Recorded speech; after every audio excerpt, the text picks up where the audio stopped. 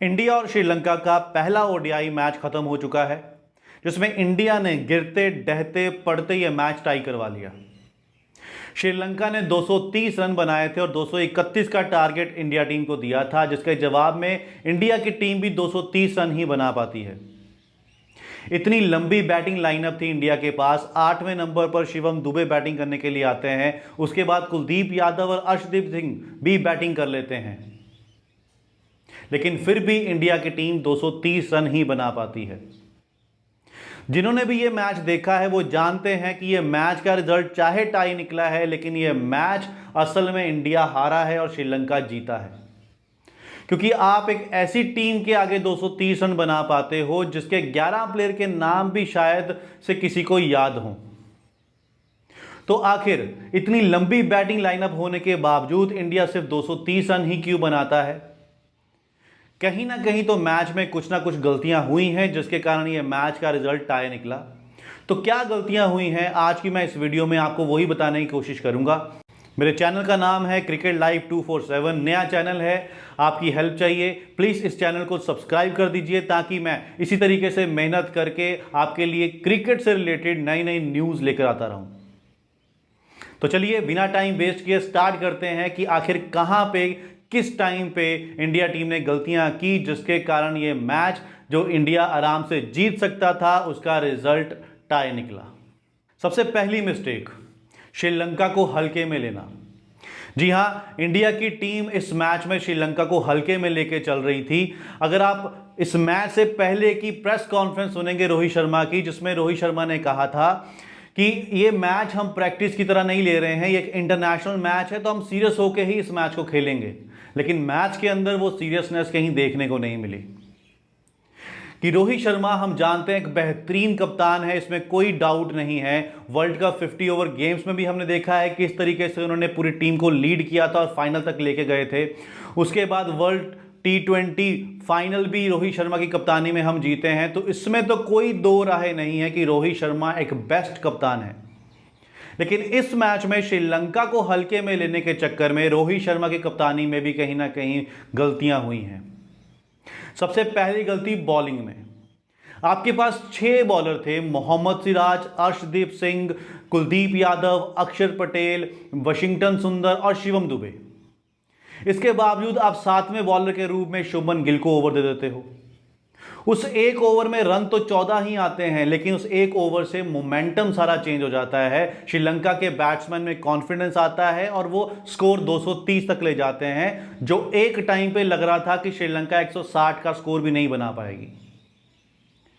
May be Rohit Sharma शायद अपने बल्लेबाजों को चेक करना चाहते थे। उनको लगा था श्रीलंका 160 रन ही बनाएगी तो उनकी बैटिंग चेक नहीं हो पाएगी, इसलिए उन्होंने थोड़े रन लुटा दिए ताकि श्रीलंका थोड़े ज़्यादा रन बना ले, उनके सारे बैट्समैन भी चेक हो जाए। तो हो गए चेक, देख लिया, जीता हुआ मैच इंडिया ने टाई करवा लिया। तो ये कहीं ना कहीं आपने श्रीलंका टीम को हल्के में लिया है, अदरवाइज आपकी कैपेबिलिटी पे हमको कोई शक नहीं है। उसके बाद जब आप शुभमन गिल को ओवर दे देते हो, इसके अलावा आपके जो मेन बॉलर हैं मोहम्मद सिराज, अर्शदीप सिंह, वाशिंगटन सुंदर, इनका आप पूरा कोटा भी कंप्लीट नहीं करवाते हो। 8 ओवर मोहम्मद सिराज ने किए, 8 ओवर अर्शदीप सिंह ने किए और 9 ओवर वाशिंगटन सुंदर ने किए। चलो समझा कि आप सोच रहे होंगे स्लो विकेट है, स्पिनिंग ट्रैक है, तो फिर स्पिनर को मौका देंगे, हम फास्ट बॉलर के ओवर बचा के रख लेते हैं, नहीं भी कंप्लीट कराएंगे तो चलेगा। लेकिन आपने वाशिंगटन सुंदर के भी 9 ही ओवर करवाए, उसके भी पूरे ओवर नहीं करवाए। शिवम दुबे जो 4 ओवर में 19 रन देकर 1 विकेट निकालते हैं, आपने उनसे सिर्फ 4 ओवर ही कराए, उसके आगे ओवर ही नहीं करवाए। तो किसी ना किसी तरीके से आप इस मैच को प्रैक्टिस मैच ही लेके चल रहे थे, इंटरनेशनल मैच की तरह आप इसको नहीं खेल रहे थे। इंटरनेशनल मैच की तरह खेलते तो 100% आप इजीली ये मैच को जीत लेते, क्योंकि हमको पता है इंडिया टीम एक चैंपियन टीम है और ये आने वाले 2 मैचेस में दिख भी जाएगा, जहां पे अब आप सीरियस होकर खेलेंगे और आराम से वो दोनों मैच जीतेंगे। तो पहली गलती तो यही हुई है कि आपने श्रीलंका को काफी हल्के में लिया। इसके बाद दूसरी मिस्टेक जो मैं मानता हूं इस मैच के टाई होने का रहा, वो है शुभमन गिल की बैटिंग। मुझे समझ में नहीं आता कि शुभमन गिल का क्या माइंडसेट है, वो क्यों इतना डिफेंसिव होकर खेलते हैं। 75 पे कोई विकेट नहीं थी भारत की, उस टाइम पे रोहित शर्मा ताबड़तोड़ अपना 50 रन बना के खेल रहे थे। लेकिन शुभमन गिल, जिनके एक टाइम पे 10 बॉल में 9 स्कोर थे, उसके बाद अगली 25 गेंदों में सिर्फ 6 रन बनाते हैं। जहां पे आपको अटैकिंग मोड में होना चाहिए और आप सीनियर्स के ऊपर, जैसे रोहित शर्मा, विराट कोहली, इनके ऊपर जो प्रेशर है वो कम करना चाहिए, आप उल्टा रोहित शर्मा अटैकिंग मोड में होते हैं और आप डिफेंसिव मोड में आ जाते हो और बैट्समैन रोहित शर्मा के ऊपर भी प्रेशर बना देते हो। भाई आपको सीखना चाहिए जायसवाल से, अभिषेक शर्मा से कि आजकल किस तरीके से क्रिकेट खेली जाती है। आपको अटैकिंग मोड में होना ही पड़ेगा। मेरे को लगता है कि आपके माइंड में शायद ये चलता रहता है कि मैं कहीं आउट ना हो जाऊं, उसी चक्कर में आप डिफेंसिव मोड में रहते हो। भाई आउट होने का अगर रिस्क आपके माइंड में है तो फिर आप बड़े बड़े स्कोर नहीं बना पाओगे, कि आपको थोड़ा ब्रेव होना पड़ेगा, आउट होने का रिस्क तो लेना ही पड़ेगा। रोहित शर्मा 37 ईयर की एज में स्लो ट्रैक के ऊपर, जिसमें बॉलर्स को विकेट हेल्प कर रही थी, वहां पे भी इस तरीके से खेलते हैं जैसे विकेट में कुछ है ही नहीं। तो थोड़ा बहुत आपको अटैकिंग होना पड़ेगा। अगर इस तरीके से आप खेलोगे तो प्रेशर जो है वो टीम के ऊपर आ जाता है, पिछले जो बैट्समैन है उनके ऊपर भी आ जाता है। यही चीज आपने वर्ल्ड कप 50 ओवर की फाइनल्स में की थी। जब भी बड़े मुकाबले होते हैं, आप उस मैच में आउट होकर जल्दी आ जाते हो और बाकी टीम के ऊपर प्रेशर बना देते हो। तो आपको थोड़ा सा अपना माइंडसेट चेंज करना पड़ेगा, थोड़ा अटैकिंग होना पड़ेगा, ताकि जो बाकी के बैट्समैन हैं वो भी अपनी गेम्स खेल सके आराम से। तो ये थी दूसरी मिस्टेक, जिसके कारण ये मैच का जो रिजल्ट है वो टाई निकला। तीसरी मिस्टेक और आखिरी जो मेरे को लगता है इस मैच में रही है, वो है बल्लेबाजों का माइंडसेट।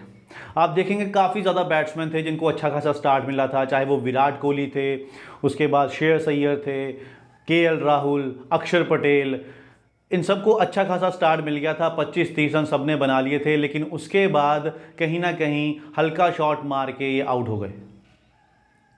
एक भी बैट्समैन अगर 50-60 रन बना देता तो आराम से ये मैच जीत लेते। एक टाइम पे तो ऐसा लग रहा था कि इंडिया आराम से ये मैच हार जाएगा, 210 तक की स्कोर बनने वाले हैं। वो तो आखिर में आके शुभमन गिल छक्का चौका मार के 25 रन टोटल बनाते हैं और मैच को टाई कर लेते हैं। और उसके बाद भी जब मैच टाई हो जाता है, 14 बॉल पे 1 रन बचा हुआ है, ये सोच के बैठे हुए थे कि छक्का मार के ही मैच को खत्म करूंगा। वो सोच रहे थे बॉल ऊपर आएगी, उनके पाले में आएगी, लेकिन बॉल उनके पाले में मिली नहीं। तो वो थोड़ा सा डबल माइंडेड होकर अपने बल्ले को रोक लेते हैं और एलबीडब्ल्यू आउट हो जाते हैं। इसके बाद अर्शदीप सिंह आते हैं। अब वही जो मैंने स्टार्टिंग में बोला था, इन्होंने श्रीलंका टीम को हल्के में लिया हुआ था। अर्शदीप सिंह आते हैं, 11वें नंबर पे बैटिंग करने आते हैं और छक्का मार के मैच को जिताने की कोशिश करते हैं, जबकि आपको 1 रन चाहिए सिर्फ। अब वो आराम से 1 रन बनाइए, टीम को मैच जिताइए। आप तो ये सोच के बैठे हुए थे कि इस हार से हमको कोई फ़र्क नहीं पड़ता है। मानता हूँ क्रिकेट के अंदर हार जीत चलती रहती है, हमको स्वीकार करना चाहिए। अगर टीम हारती भी है तब भी हमको टीम के साथ में रहना चाहिए, वो हम हैं, टीम के साथ हम हमेशा रहेंगे, सिचुएशन जैसी मर्जी हो। लेकिन as a cricket fan, as a Indian fans, अगर आप ऐसे इस तरीके से मैच हारोगे तो कहीं ना कहीं दुख तो होता है।